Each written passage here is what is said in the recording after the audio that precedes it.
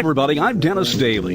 I spent 20 years with United Press International, most of it with the old UPI Radio Network. And my favorite assignment was going on the road producing and hosting American Montage. It was an hour-long weekly program. Now here's an edited version of one of those shows. Hi, and thanks again, everybody. I don't know about you, but I love to eat too much. And it's always fun to talk to an executive chef or someone who really knows about cooking. When I found out I was going to get the chance to interview Julia Child, I was thrilled. And then I found out I'd have to do it on the telephone. But here we go, talking to the great Julia Child. The first thing I mentioned to her as I spoke to her by phone to her home in Boston is that it must be great to deal with cooking and food because that's something everybody likes. Well, some people aren't interested in eating at all, strangely enough. But we found we have a very wide spectrum and a great many men. All kinds, like the gas man who came today and so forth. Traditionally, the image of the chef has been the male chef, at least in many people's minds. Is that changing, or has that been a misconception over the years? Well, I think it's beginning to change now, just as woman's role is beginning to change. Today we had our Xerox machine fixed, and it wasn't the repairman, it was a young woman who came in, which interested me very much. She did an extremely good job. But this is only really recently that women have been taking on these various things, particularly the older generation French, like Jacques Pépin, who's middle-aged, and that group. He still, although he teaches women, he doesn't think women's place is in the restaurant kitchen. But the younger French chefs are beginning to accept them, and certainly a great many of the American ones are. Do you ever harbor the fear that with the age of microwave cooking and instant everything, that it will not be too many generations before, in most families, the art of cooking will be lost? Well, I think it depends on whether or not people enjoy eating. It's like we've always had frozen foods, and if people have not really eaten much, they're perfectly happy with the frozen green bean, which I think is about the most miserable and tasteless thing in the world, or so these frozen dinners. And if people have done their own cooking and eaten fresh food, they never eat that kind of stuff. So I think it just depends on how you're brought up and how much you are interested in food is fun. Dining well is fun, and it can be very, very simple indeed. But it's one of the nicest ways to entertain one's friends, and it can be very simple indeed. It can, of course, even be a pizza that you send out for. But the main thing is sitting around and breaking bread together and drinking a glass of wine and just having a good informal time. Food is very therapeutic. It's comforting and it's fun and it's friendly, and I always feel that the family that eats together stays together. I'm afraid quite often anymore, though, people just cross paths, they don't have supper. Or they just go out and graze, but that's certainly, when you think of the great feast, how marvelous everyone gathered around the groaning board with the big turkey or the goose or whatever it is. It's just terribly exciting, and it smells good, and it's fun and warm, and one is not living in a happy family, of course.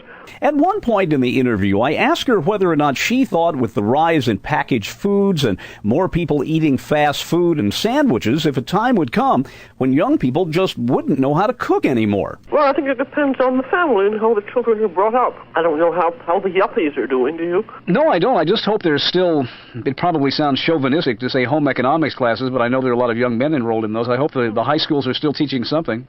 You're always going to get people that don't really care what they eat. They just feed themselves, and the other people who really enjoy it. And we hope that group of gastronomes are going to grow. And the main thing is it doesn't have to be fancy. It just has to be fresh and decently cooked.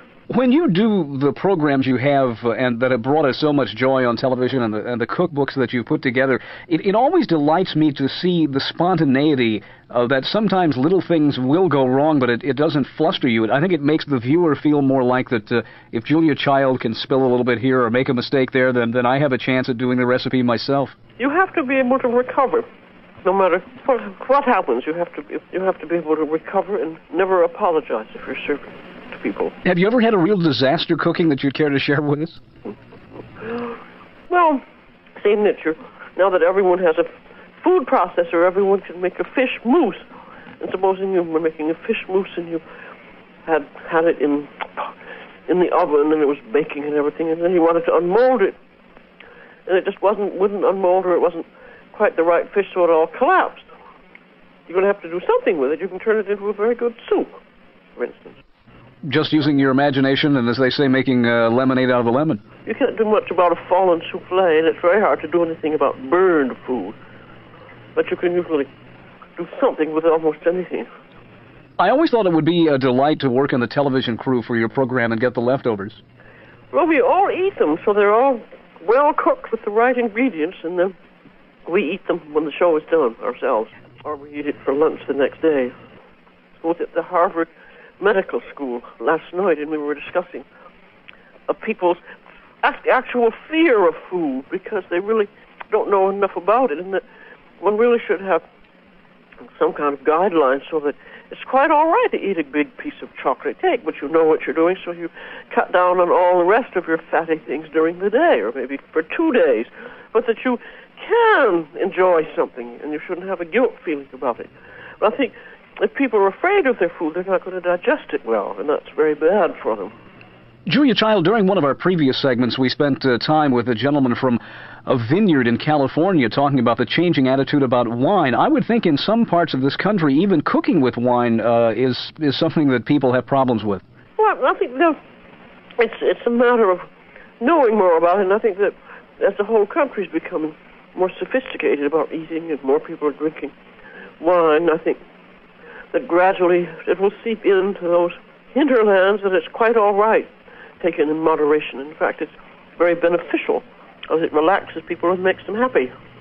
She came to prominence on PBS in the 60s at just the right time because that French cooking culture was becoming popular. The Kennedys were in the White House, and they had a wonderful French chef, René Verdun, and people were just beginning to...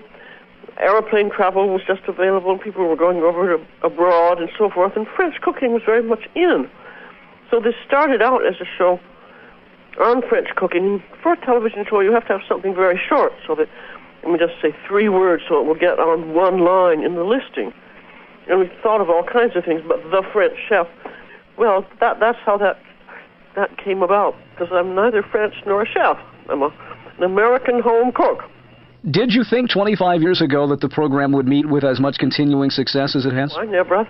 I was amazed, because we'd hardly even seen any television before. As we'd been living abroad, my husband was in the diplomatic service, and we've been abroad for 20 years. Then we got this book written and came back, and we had hardly seen television when we suddenly were on it. So you became a very important part of a medium that you hadn't had much experience with. I had none at all.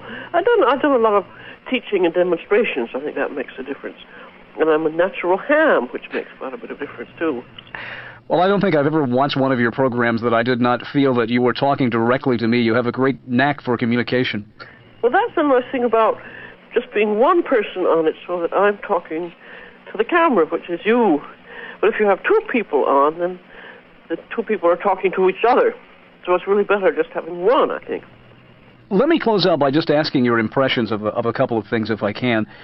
I know that everyone that has a career does not always have the opportunity to see his or her work when you travel.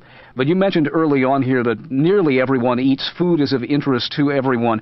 It must be a grand feeling to be able to work with something that is as basic to our existence, as warm a part of our psyche, if you will, as is food. Mm-hmm. And it is. And what I think is wonderful now is that we have more and more well-educated people who are going into the business. So many of the fine American chefs are all university trained. And then they decided they like food, so they went into it. And this is not true abroad. Abroad, chefs are usually blue-collar and are not educated. In this case, it's quite different. And I think that's one reason we have developed in this country. You know, we have the American Institute of Wine and Food, which was established about 5 years ago with a library and conferences on gastronomy, an attempt to make gastronomy or food and wine an accepted profession, as is, you know, architecture and medicine and so forth, because certainly gastronomy is one of the fine arts. This is Julia Child. Bon appetit. And there you have it, another edited episode of one of the American Montage programs prepared for the UPI Radio Network back in the 1980s and 90s. I'm Dennis Daly. Thanks for listening. Thanks for going with me this week. And check YouTube for more American Montage programs.